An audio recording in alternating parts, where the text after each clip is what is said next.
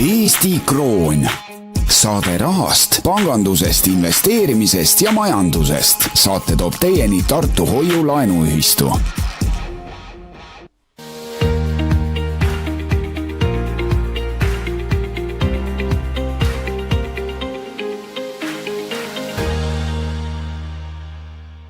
Tervitame kõiki raadiokuulajaid ja kõiki teisi kuulajaid, kes kuulavad meid erinevatest vidinatest, portaalidest ja podcastidest ja YouTube'idest ja kõik muudelt platvormidelt. Algamas on saade Eesti Kroon.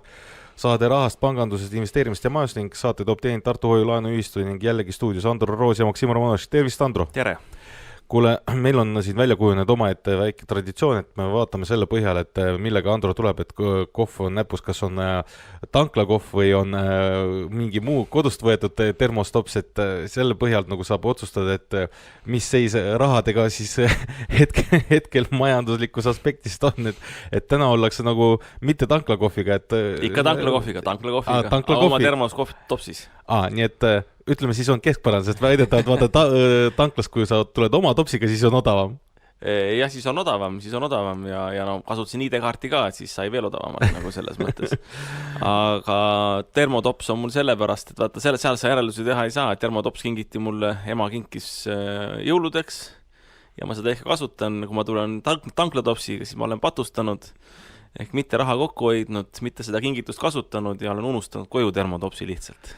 No, mina olen aru saanud, et see peegeldab riigi rahanduslikku olukorda, et kuidas Androl topsiga läheb, nii ka see näitab seda, mis seis meil riigis rahanduslikult on. Ja selle juurde ka tulekski, et üle pika aja pärast, kui ma õigesti mäletan, 10 kvartalit on esimest korda näidatud siis sellist positiivset, ehk siis on majandustõusu teele pöördunud, et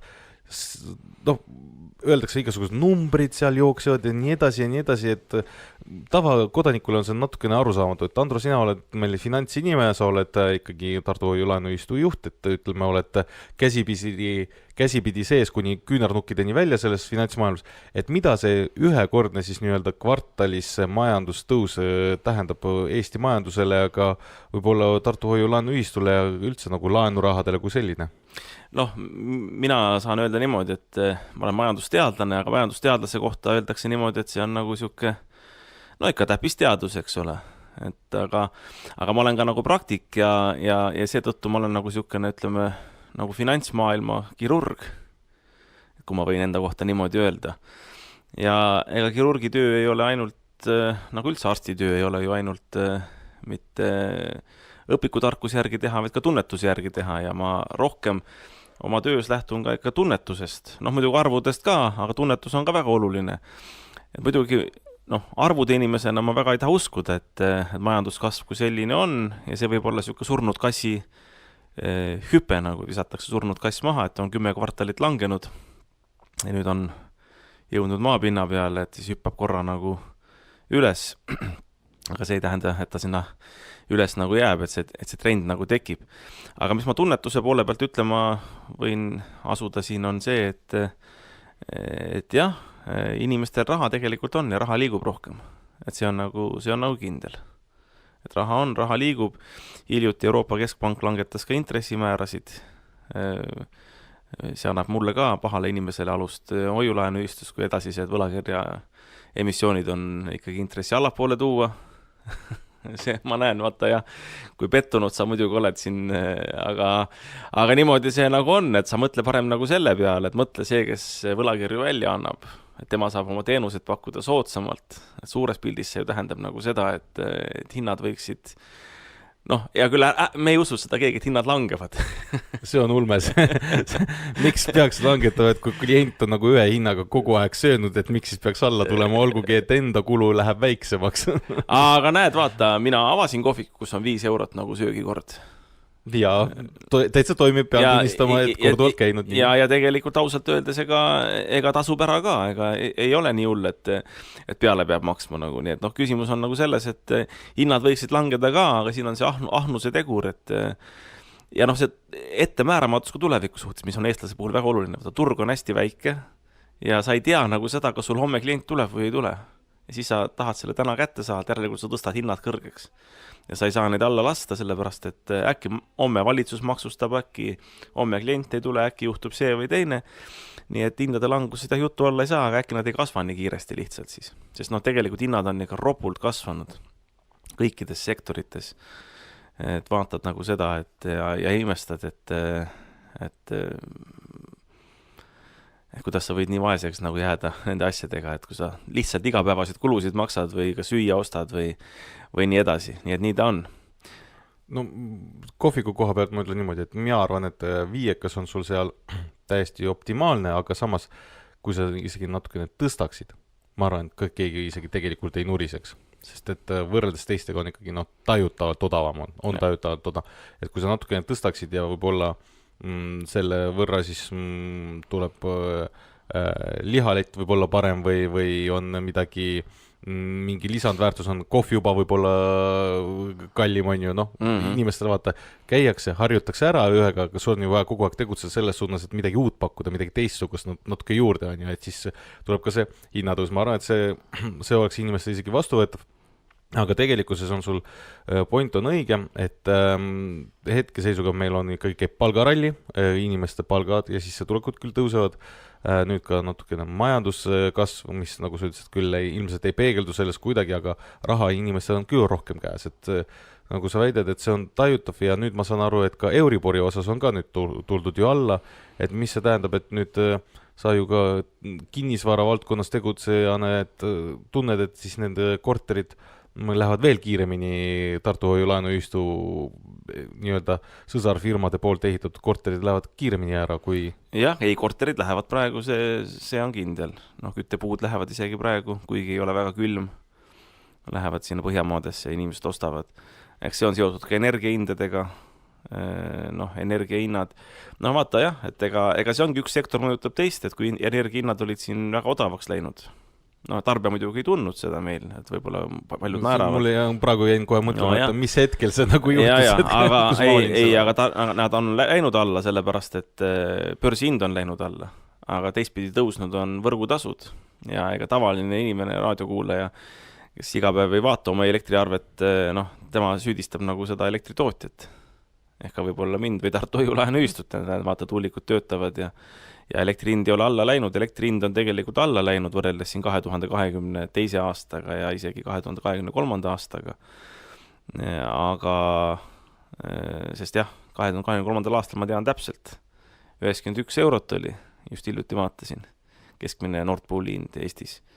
Aga 2024, eile just vaatasin, kui mälu ei peta, 80 oli midagi, kas oli 86, nii et ikkagi, ma ei tea, 5% on alla läinud, kui siin ütleme kiirelt arvutada. Aga võrgutasu on... Aga võrgutasu on tunduvalt tõusnud, eks ole, nii et küsimus ei ole nagu selles, et tootjad, ütleme, nipitavad kuidagi tarbijaid, et ma ei tea, petavad või midagi, et küsimus on nagu selles, et tegelikult Elektrilevi seal ju petab. Ma ei tea, kas ta siis petab või lihtsalt koorib või tuled oma kuludega välja ja Elering samamoodi, eks ole. Et jah, võrgutasud on tõusnud, käibemaks on tõusnud, nii et see on, tegelikult on see väga hull probleem ja hull probleem on ta sellepärast, et vaata see võrgutasu värk ja see taastuvenergia värk ja see käibemaksu värk, see on riigi värk. Nii-öelda kommunistid on võimul ja võidavad nagu, eks ole, et kommunistid on raha juurde pannud, aga kapitalist, see, kes toodab seda elektrit kui toodet, tema on vähem saanud oma kauba eest. Aga nüüd mõelge niipidi, et seal on ka kulud tõusnud, ma saan praktikuna rääkida, õlide hinnad on tõusnud ja ka meile kehtivad ju võrgutasud, need on tõusnud, igasugust hooldused, asjad, kõik on nagu tõusnud. See tähendab seda, et nende olukord on halvemaks tehtud. Ja nüüd tulla tagasi veel selle juurde, et ütleme, elektrihinnad on langenud. Mingil määral on langenud, Põhjamaades on päriselt ka langenud, eks ole. Seda me loeme meediast, et kõikjal meid ümbritsevatel põhjanaabritel on nagu hind kordades tuleb odavam kui meil. Jah, näiteks miks eelmine aasta oli puidumüügis suhteliselt kesine aasta, oligi nagu see, et elekter oli Põhjamaades suhteliselt odav ja inimesed kütsidki oma majasid ja korterid elektriga ja jätsid ostmata nagu siis küttepuu. Aga küttepuu noh, äri siis kiratses, väga paljud läksid pankrotti, nii Baltimaadest, Põhjamaadest, igalt poolt. Sisuliselt meie halupuudetööstus oligi ainukene, mis nagu suurematest püsti jäi, et väga paljud pidid alla vanduma. Nii et noh, vaata, nii nende asjadega on, et ega see, kui hinnad niimoodi muutuvad üles-alla, see ei ole hea, et parem oleks, kui oleks nagu stabiilne. Stabiilselt kõrge on ju? Ma ei tea, no ei, tegelikult ega kõrge ei ole nagu õige, et noh, pigem stabiilselt normaalne, ütleme, stabiilselt taskukohane. Kunagi ma ütlesin jah kohvikus, et hinnad on taskukohased, siis mõni teravkeel küsis, mis see taskukohane nagu tähendab. Aga noh, vaata, kõik ei saagi öelda ju niimoodi, et sendi täpsusega, et on erinevad tooted ju, eks ole, et noh, hinnakirjas, eks taskud on ka nagu erinevad, et noh, et taskukohane ongi nagu see, et keskklass suudaks ka nagu maksta ilma probleemideta ja käivet tekiks nagu. Et kui käivet ei teki, inimesed raha oma taskusse jätavad, siis ei ole taskukohane nagu. Vaat selliste mõtetega teeme ühe kiire pausi ja siis oleme tagasi saatega Eesti Kroon.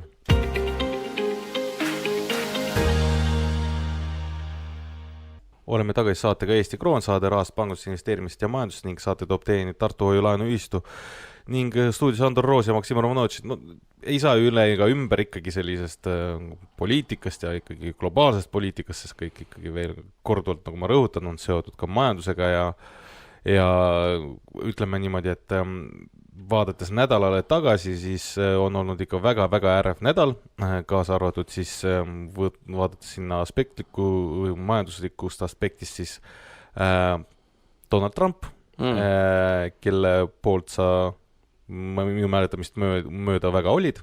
Ma ei tea, kõik arvad, et ma tema poolt olen nii väga.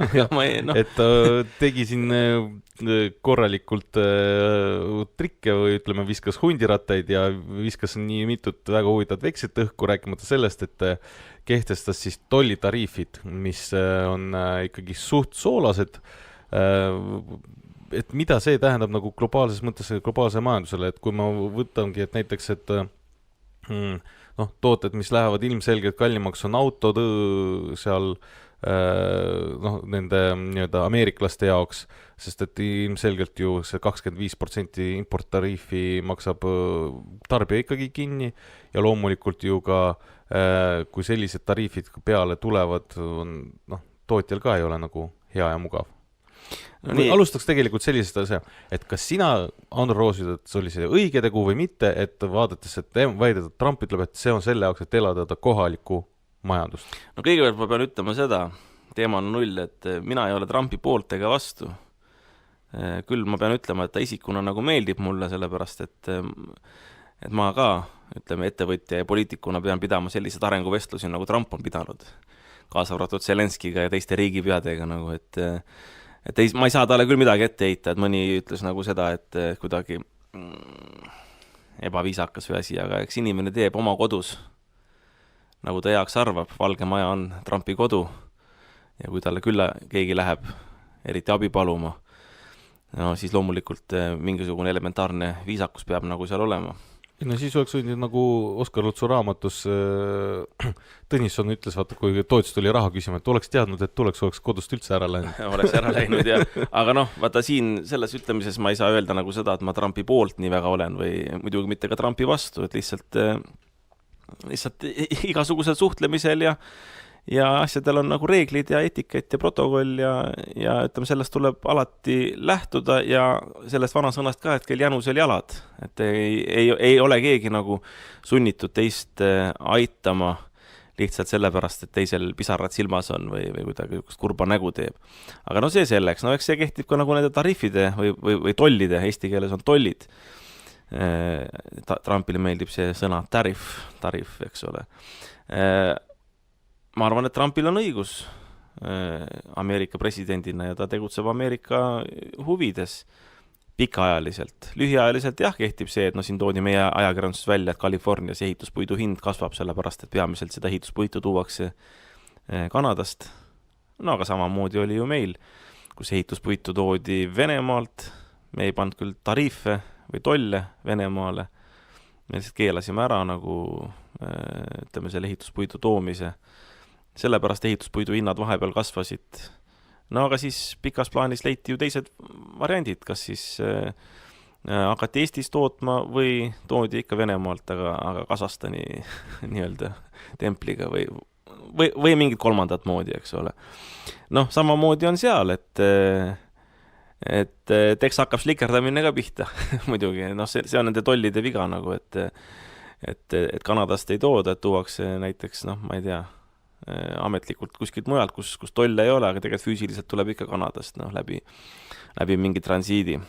Et eks siis tuleb sellega uuesti võidelda, aga noh, kuna Ameerika on ka piisavalt suur majandus, võib-olla Eesti puhul on sellised väärtarvitusi nagu rohkem võimalik teha, et Ameerika on suur majandus ja kui teistpidi Trump teeb lihtsamaks ka näiteks bürokraatia poole või ka pankadest laenu saamise, et oma ärisid pihta hakata nagu seal. No uuesti näiteks puidutööstusi käima panna või autotööstust käima panna, siis ma usun, et see pikas plaanis, ja see pikk plaan ei ole nüüd 10-20 aastat, see on ikkagi noh, siin aastate küsimus, eks ole. Et hakkab pihta see protsess, et siis see tõstab Ameerika omamaise tööstuse ja majanduse jalgadele. Ja tegelikult see on kõige, iga riik peaks niimoodi tegema ja iga süsteem. Muidugi, kõige ideaalsem maailmas võib-olla oleks, aga ma ütlen, see on ainult teooria. Oleks see, kui üldse nagu ei oleks mingisuguseid kaubandusbarjääre. Et kui saakski nagu niimoodi kaubelda nagu aus on, aga noh, maailm ei ole aus ja sellepärast neid barjääre tegelikult vaja on, et ega Euroopa Liit on ise ka üks suur barjäär. Me ei salli ju väljapoolt sisse tulnud kaupa, et me püüame ka nagu toota ise enda sees ja see ei tule küll hästi välja ja müüa teistele väljapoole, et noh, pigem on see kujunenud niimoodi, et me ostame teiste kaupa nagu sisse ja ise nagu väga ikkagi ei tooda, aga algselt see Euroopa Liit ju saigi tolliliiduna ikkagi tehtud, et soodustada oma Euroopa maist tootmist. No selleni ma tahtsingi juhtida, et minu teada või noh, ma olen siin natukene kodus tööd teinud ja uurinud siis viimati, kui Ameerika sellise käigu tegi, siis see soodustaski lükkas selle ratta käima, et tekkiski nagu Euroopa Liit, ehk siis alguses siis tolliliit, mis oli alguses vist oli mingi Euroopa söe ja terase liit. Jah, söe ja terase liit.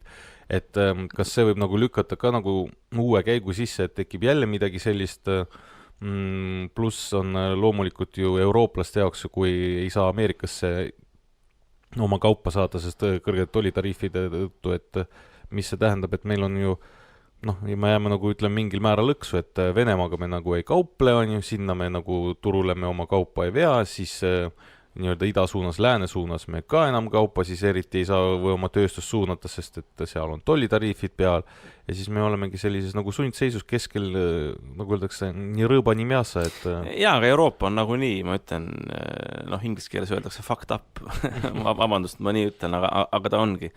Kui sa vaatad kas või demograafilisi näitajaid, et siin ju rahvaarv nagu väheneb Ameerikas, Aasias, Aafrikas, isegi Austraalias, igal pool suureneb. Nii et noh, siin ei olegi nagu küsimust, et juba sellega me kaotame, sest vaata, noh, miks India, Hiina ja Ameerika Ühendriigid näiteks on ikkagi sellised arenevad ja tõusvad majandused ja suurenevad majandused. Nad ongi sellepärast, et nende rahvaarv kasvab. Ja kui nüüd otse öelda, siis on niimoodi, et loomulikult ega selle massi hulgas on ka väga palju lolle. No paraku on lolle, kui me vaatame ausalt seda asja, aga sealt sirgub ka väga palju geniaalseid inimesi. Indias ja Hiinas tuleb see loomulikust sünnist, mitte et hiinlased ja indialased väga targad oleks, aga neil sünnib lihtsalt väga palju lapsi ja lihtsalt mingi protsent nendest lastest on geeniused, on väga head, mingi protsent on vähem head, mingi protsent on nagu üldse siuksed, et parem ära tööturul lase, et maksa nagu toetusi. Ja kui need inimesed jäävad sinna, kas või osa nendest, siis nad aitavad seda majandust edasi viia. Noh, sealt tulevad teadlased ja tulevad leiutajad ja tulevad geniaalsed ärimehed ja riigitegelast nii edasi. Ameerika pluss on nagu see, et tema tõmbab nagu supikulbiga igast riigist ära helgemad pead. Tõmbab nad ära, ekseldab nad nii-öelda oma kõhus läbi, et kasutab nende potentsiaali ära, noh nagu meenutame Einstein ja kõike, kes on sinna läinud, Teslasid ja asju. ja, et isegi Einstein ju tegelikult no oli ju Saksa kodanik, eks ole. Ja Sikorski oli venelane, kes jah, ka sinna läks, nii et no ühesõnaga see on Ameerika taktika, sellega ta paneb oma tööstused tööle, sellega paneb ta oma teaduse tööle ja siis ta söödab need inimesed paksuks aga tal ei ole ka sellest hullu, et sealt nagu mingisugused suuri dünastiaid ei tule nagu teadlaste või edukate inimeste dünastiad, ta söödab nad kõik paksuks, nad surevad ära, aga tal on hea, ta tõmbab nagu uuesti vahtu kogu aeg nagu. Ta tõmbab seda Venemaalt, ta tõmbab seda Euroopast, ta tõmbab seda Hiinast, ta tõmbab seda Indiast, Lõuna-Ameerikast, igalt poolt, Afrikast, igalt poolt tõmbab nagu seda. Ja tõmbab tööjõudu ka ligi nagu sinna. Nii et no, see on üks majanduse vedur. Euroopa jääb selles alla, siin ei sünni kedagi ja ega siia ühtegi aju ka tulnud ei ole. Ma ei oska ühtegi nimetada, nagu, et mis siin suurepärast tehtud oleks et vaata internetis ju ringlevad meemid, et kuidas on, et Hiina tegi seal nii palju tuhandeid või 10 000 kilomeetrit raudteed viimase 5 aastaga, eks ole. Ameerika tegi seda, India tegi seda, aga Euroopa, mis ta suutis teha, oli siis see pudelitele mitte ära kukkuv kork, eks ole, mis tuleb sulle vastu nina, nii et et see on nagu Euroopa tehnoloogiline saavutus. Nali naljaks, ehk ta suures plaanis tegelikult niimoodi on. Kus suitsu seal tuld ja vaata, ma toon ühe seiga sulle.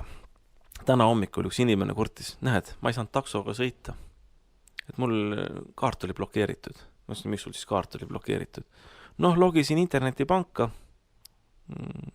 Coop Pank oli see, kus ta logis. Teeme reklaami natukene. See võib-olla praegu tuleb halb reklaam. Ei tea, kõik reklaam on hea reklaam. Logis sisse ja vaatasin, et 0 eurot on. Aga ta on siuke inimene, et ega ta ära ei kuluta nullini kõik, et tal palk laekub sinna, et tavaliselt ei vaata nagu, et tavaliselt ikka raha on, et oskab nagu majandada, mitte nagu mina pean kogu vaatama, et kas ma ära pole kulutanud. Ja siis ütles, et blokeeritud konto nagu. Ja hakkas scrollima oma neid pangateateid, et tõesti 6 aega tagasi pank oli kirjutanud, et te olete 10 eurot maksnud ühele Eesti kontole, et selgitage selle raha päritolu ja põhjust, miks te sinna kandsite. Aga ta on sinna kogu aeg andnud, see on tema korteri omanik, kellele ta maksis selle 10 eurot vee eest, nagu, eks ole. Ja aga selle kohta küsiti, tema ei vastanud, mõtles, et nii tühine asi, nagu, et mis siis hakata vastama, nagu 10 eurot. Ja näed, konto pandi kinni. Ja vaata, mina olen siin saates ju korduvalt rääkinud, et kontod pannakse kinni ka päeva pealt, kui sa teed näiteks eksporti Araabia maadesse sinna tänna, et pank ei viitsi sugu jamada lihtsalt, eriti kui sa keskmise suurusega oled. Et võib-olla suurettevõtetele kehtivad teised nõudmised ja ütleme teised reeglid, seal on personaalsed, ütleme siis need pangatellerid või pangahaldurid, kes suga tegelevad, et võib-olla nemad nii karmilt seda asja ei vaata. Et sisuliselt on nad iga päev kullipilguga istuvad sul kõrval ja vaatavad, mis sa teed ja seetõttu nagu lasevad toimetada, aga keskmise väikse ettevõttega nad ei viitsi jamada. Neil on lihtsam nagu öelda seda, et kui sa juba sinna teed, järelikult sul on ikka päris suur rahapesu risk ja me paneme su konto kinni, me ei viitsi seda hallata, muidu me peaksime eraldi halduri võtma ja see maksab meile ja see ei tasu meile ära. Ja vaata, kui nad tegelevad isegi nüüd 10 euroste asjadega, siis see tegelikult räägib meile väga palju Euroopa konkurentsivõimest. Sellepärast, mis tal tegemata jäi? Tal jäi taksoga sõitmata. Või ütled, et see on väike asi, aga ega ta ei ole ainukene, kellel 10 euro pärast see konto ära blokeeriti. Kellegil jäi veel taksoga sõitmata, taksol jäi raha teenimata, riigil jäi sealt, käibemaks saamata ja tööjõumaksud jäävad saamata. Ja need on ainult 10 eurosed näited, aga ma räägin, et kui sul blokitakse ära keskmistele väikstel ettevõtetel rahade liigutamise võimalused eksportturgudele väljapoole Euroopa Liitu, sest Euroopa Liidu eesmärk ja meil ka siis, kui me Euroopa Liidu liikmed oleme, on ju see, et ikkagi raha tuleks siia sisse meie majandustegevusest, meie toodame siin midagi, müüme välja, välja võime ju müüa, aga kui me ei saa raha tagasi sisse liigutada siia, et kui on rahapesu reeglitele tuginedes seda ettekäändeks tuues ära lõigatud need võimalused, siis sellega lõigatakse ära võimalused teha eksporti. Need samad ettevõtted, nad teevad need asju küll edasi, aga nad teevad oma firmad, väljapoole Euroopa Liitu. Tähendagu see kas või Šveits või tähendagu see kas või, Liechtenstein, mis ei ole Euroopa Liidus, või Monaco või mõned muud riigid, et füüsiliselt võib ta siin asuda, aga peakontori tegevuse, see tähendab maksulaekumised viib ta kuhugile mujale. Nii et vaat selle Euroopa konkurentsivõimega on ikka väga halvasti. Ja tead, mille peale ma veel hakkasin mõtlema? Ma olen ju Eesti Hoiulaenuühistute Liidu juhatuse liige ja sellepärast ma pääsen Eesti Hoiulaenuühistute Liidu rahale juurde nüüd, eks ole. Mul on need pangakonto ligipääsud ja ma pidin juhatuse liikmena esimest korda sel aastal maksma ära maailma Hoiulaenuühistute Liidu liikmemaksu, see oli mingisugune $1676. See oli 50% sellest, teise 50% maksavad meie Virginia partnerid, nii et me oleme siuke arengumaa staatuses, et meid natukene aidatakse. Ikka tuleb tagant järgi ikkagi natuke õpitada. Aga nüüd mõtle, $1676. See World Credit Union League või kuidas seda nimetatakse, maailma Hoiulaenuühistute Liit, see asub Ameerika Ühendriikides. Kogu maailma hoiulaenuühistud maksavad oma liikmemaksud, aastamaksud sinna, Ameerikasse. Järelikult, mis on majanduse võtmeküsimus? Majanduse võtmeküsimus on tegelikult see, kui palju peakortereid, rahvusvaheliste firmade peakortereid asub sinu majanduspiirkonnas, Ameerika Ühendriikides või näiteks meie puhul Euroopa Liidus. Euroopa Liidust järjest lähevad peakontorid välja. Nad lähevad Ameerikasse, nad lähevad Londonisse, mis ei ole enam Euroopa Liit. Nad lähevad Araabia maadesse, nad lähevad Hiina, Indiasse. See tähendab seda, et Euroopa ei suuda enam raha juurde meelitada siia. No kui Euroopa ei suuda meie ju ammugi. Meie ei suuda ammugi, milline rahvusvaheline peakontor siia üldse tuleks. Siin räägitakse jah seda, et tuuakse mingist Euroopa Liidu asju ja Eesti-siseselt räägitakse, et tõstsime haridusministeeriumi Tallinnast Tartusse ja niimoodi, aga see ei aita meid nagu süsteemselt välja nendest asjadest. Nii et Euroopa probleem on ikkagi see, mida asepresident Vance, Ameerika Ühendriikide asepresident Vance ütles ilusti veebruarikuus siin Euroopas julgeolekukonverentsil, et bürokraatia, sellest tuleb nagu lahti saada. Siis hakkavad peakontorid tagasi tulema, siis hakkavad väikeettevõtted toimetama, siis hakkavad rahad liikuma. Nii kaua, kui sellest lahti ei saa, Euroopa sisuliselt ise on endal munad juba maha võtnud ja ma ei tea, nüüd võtab noksi kah maha endal. Jah, ülereguleeritus on see märksõna, et ütlemegi niimoodi, et tegelikult siin koha peal võib olla, et teha natukene veel reklaami, nii-öelda varjatud reklaami su kohvikule plaan B, et kohvikute avades, et kui mitme bürokraatliku paberi ajamisega pidid saab rinda pistma? See väga hull ei ole, et ikkagi taotluse ma lasin ära teha ühel oma kaastöötajal. Et tegi ära selle taotluse ja praegu rohkem ei ole nagu tülitatud.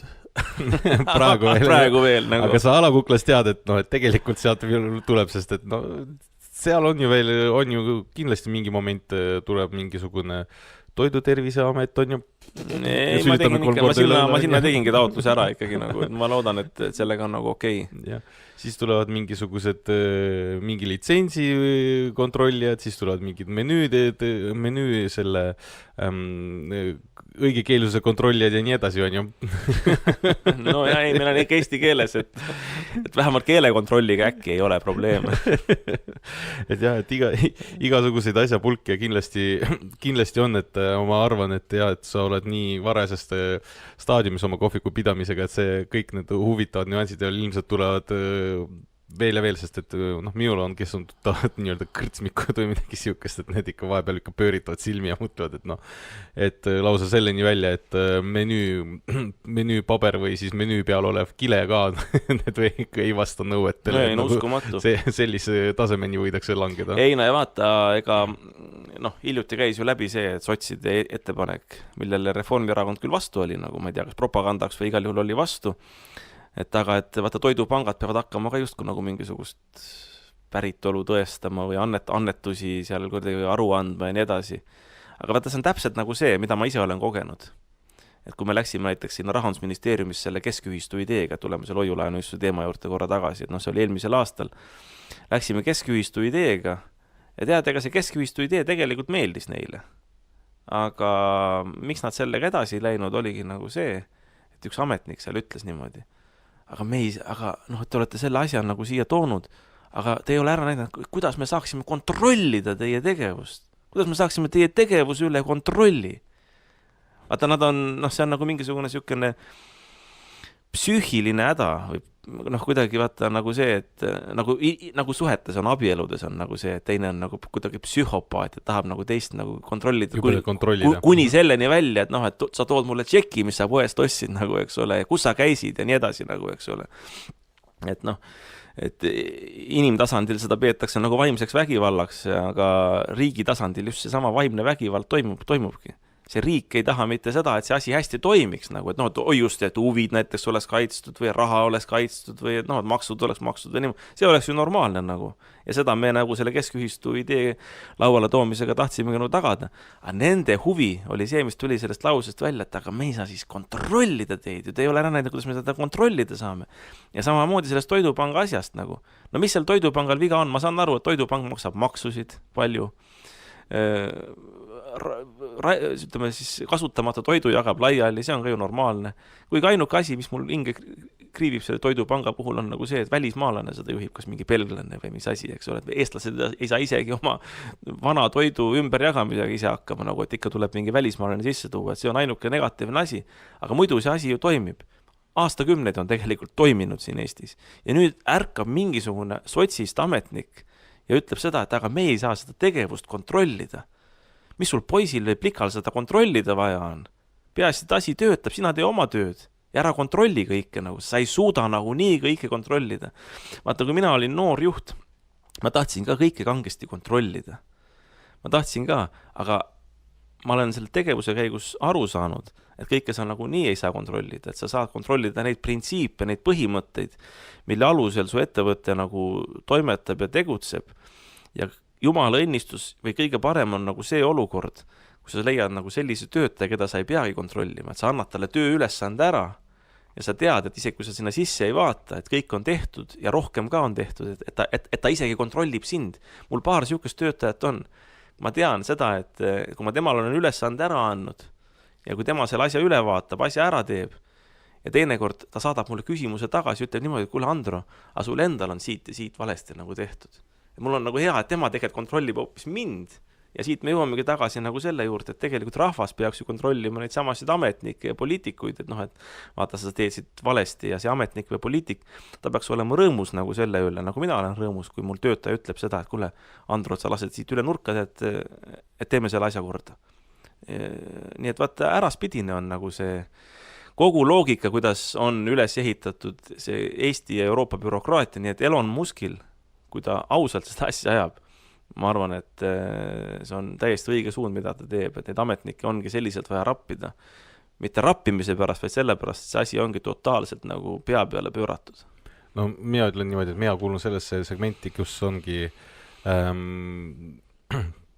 minule ei meeldi seda, kui ütleme siis, kelle alluvuses töötada midagi sihukest tullakse mikromanageerima, et kui asi jookseb ja toimib, et las ta siis olla ja las see siis kestab ja asi toimib, vaatad otsa, kuule, asjad on korras tavai see, aga kui tullakse, et nagu mikromanageerima, nüüd hakkaks seda muuta, minu arvates, see on see, mis on nagu, kuule, kui sa nagu igapäevaselt ei puutu selle asjaga kokku, siis ole vait. Siis ole jah, et las teised teevad, et sinu asi on, kui võtta siis oma omanikutulud, asjad välja või mis iganes asi, et see asi toimib.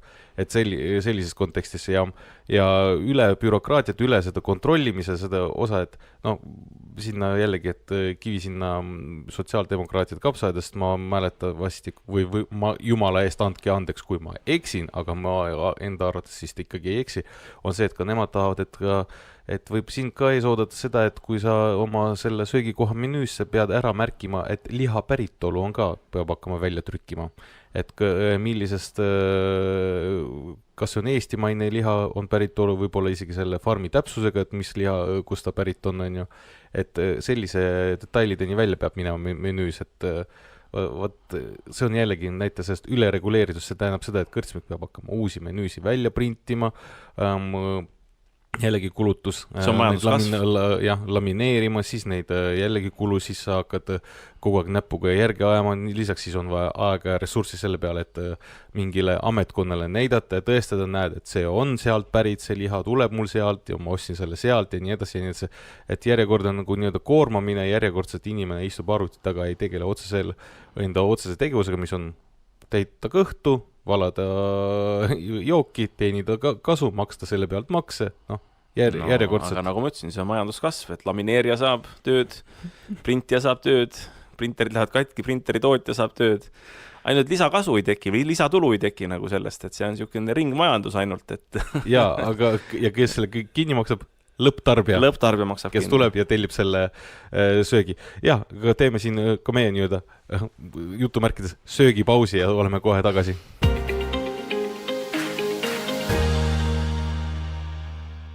Oleme saatega tagasi, saade on Eesti Kroon, saade rahast pangust investeerimist ja majas ning saate toob teinud Tartu Hoiu laenuühistu ja jätkame siis nii-öelda natuke globaalsest poliitikast tagasi tõmbununa hoopiski kohalikule poliittasandile, et Andro, et valimised ei ole enam mägede taga. Ei ole.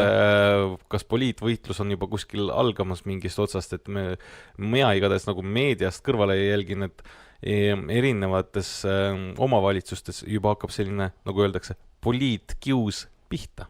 Jaa, hakkab pihta jah, sest näiteks isegi ametlikud uuringud juba, mida ma küll väga ei usu, ma arvan, et alahindavad nagu Keskerakonna rolli ja näiteks EKRE rolli seal, aga näitavad ju Tartule praegu 6 kohta.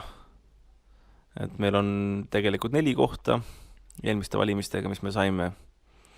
6 kohta, see on juba 50% parem tulemus, nii et ma olen head tööd teinud piirkonna esimehena. Ja poliitkius on nii palju, et ma tulin ükskord tööle hommikul ja olid kohvikul need LED-tuled ära lõhutud, oli välja rebitud nagu sealt pistikust. Seda pidin remontima ja parandama. Ja siis istusin seal kohvikus ja enne avamist, uks oli lahti, tuli sisse üks kodanik, keda ma ei tundnud isiklikult. Ja ütles, et näed, et tagant vankril ära väänatud see pagasiruumi või pagassi gaas, nagu, eks ole. Ja olidki, sealt oli teie automaksule silt ära võetud, siis oli see pargin tasuta silt ära võetud, ma teen uued ja vängemad sildid nüüd, ma pean ütlema, juba on tellitud. Ja see minu numbrimärk oli ära võetud, Andro Roos nagu sealt tagant ära rebitud. Nii et kahju kohe, nagu ilus vanker, tead niimoodi nüüd luku ära lõhkunud nagu. Aga visuaalselt on nüüd korras kõik ja pole häda midagi. Ja ma olen selles mõttes väga läbipaistev poliitik, et nüüd selle pagasil ei ole nagu lukku ees. Nüüd igaüks võib tulla Andro Roosi numbrimärgiga vankri juurde ja tõsta selle pagasikaane üles ja vaadata, mis seal pagasnikus sees on. Mul ei ole midagi varjata. Ei, see on nüüd see koht tegelikult, kus peaks ütlema, sinna võib ka mingid määral mingid obrukid jätta ka. Ja ma tuleks hommikul, võtta valesku tore niimoodi, ma tulen, teen kaane lahti, keegi tuleb, ütleb, Andro, pagasi kaane vahel paistavad rohelised märgid. Ja siis ma vaatan, et sul ongi rohelised ja kollased ja eriti ma tahaks neid lillasid 500 euroseid nagu niimoodi. Ja küll oleks siis pärast tükk tegemist, et seda finantseerimist põhjendada on. Ja paned konto peale, kus sa selle raha ikka said nagu niimoodi. Ja et kui kümpaga, kui me saime teada, et tõmmatakse kohe nagu luugid kinni, et mis sa siis veel, kui sul see 500 sealt nüüd peaks tekkima. Aga ei, tore, et tegelikult, et sa arvad, et see ei olnud siis lihtsalt puhas vandaalitsemine, vaid ikkagi mingisugune tagamõttega? Ei, ma arvan ikka tagamõttega, et mis seal ikka nagu, et mis vandaalitsemine, et see on ikka tegelikult päris suur töö see numbrimärkselt ära tõmmata ja lukk ära lõhkuda, et ma ei tea, tavaline vandaali viitsiks teha.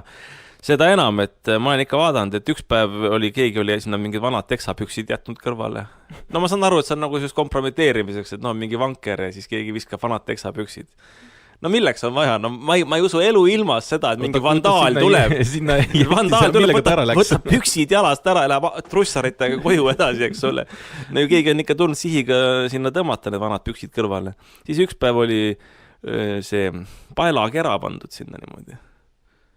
Paelakera? Paelakera, ma ei teagi miks, et koledam oleks jällegi vist. Aga kes tuleb paelakeraga ja jätab vankri kõrvale paelakera kõnnitee peale? Jah, see on veel kõik tagasihoidlik. Ma räägin sulle veel. Et Itaalia maffia jättis hobuse pea. Ei, ma räägin sulle, tähendab. Me võime kõik arvata seda, et Reformierakond ja Urmas Klaas ja kes nad kõik siin on, vaata, et koalitsioon ja niimoodi, need on viisakad inimesed. Ja võib-olla nad on. Nüüd järgnev ei ole nendega seotud, aga ma lihtsalt räägin nagu seda. Et kunagi,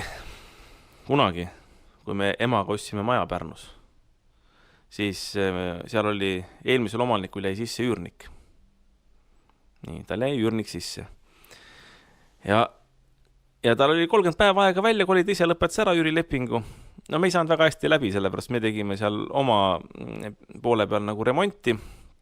No, ühes samas majas oli mitu korterit ja me tegime oma korteris nagu remonti ja talle nagu ei meeldinud, ta kogu ütles, et väike laps ja ei saa magada ja niimoodi.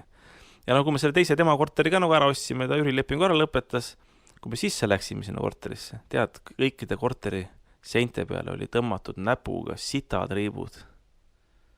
Ütle, milline inimene läheks, võtaks sitta, paneks näpu sinna sisse ja tõmbaks sitad riibud lihtsalt sellepärast, et sulle ebameeldivale inimesele nagu siis meeleärmi valmistada. No sina teeksid seda, Maksim? Kindlasti mitte. No ei teeks, ma ka ei teeks, oleks vastik lihtsalt. No ja küll sa mõtled niimoodi, et üks inimene, et on nagu aju natuke rikutud, eks ole. Aga ostsime siis veel 3. korteri sealt majast ära.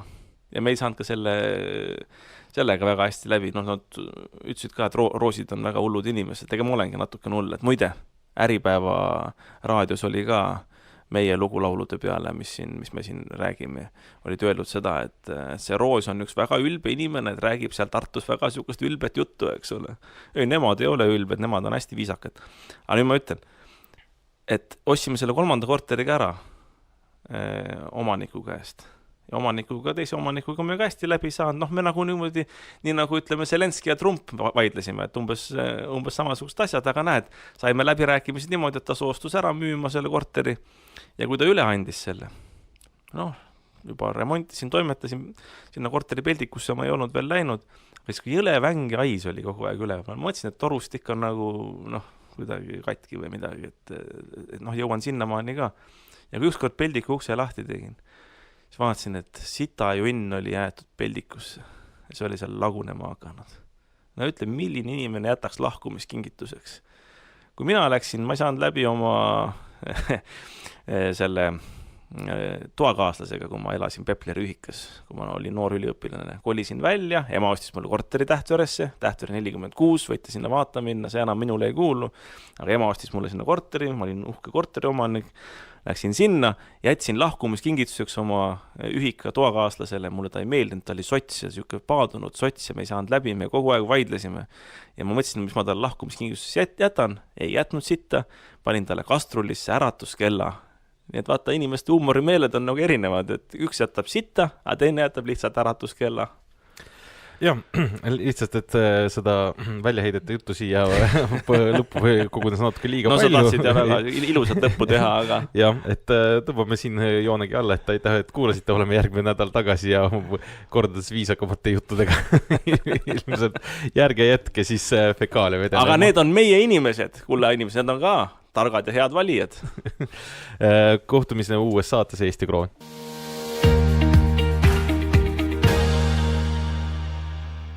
Eesti Kroon. Saade rahast, pangandusest, investeerimisest ja majandusest. Saate toob teieni Tartu Hoiu-laenuühistu.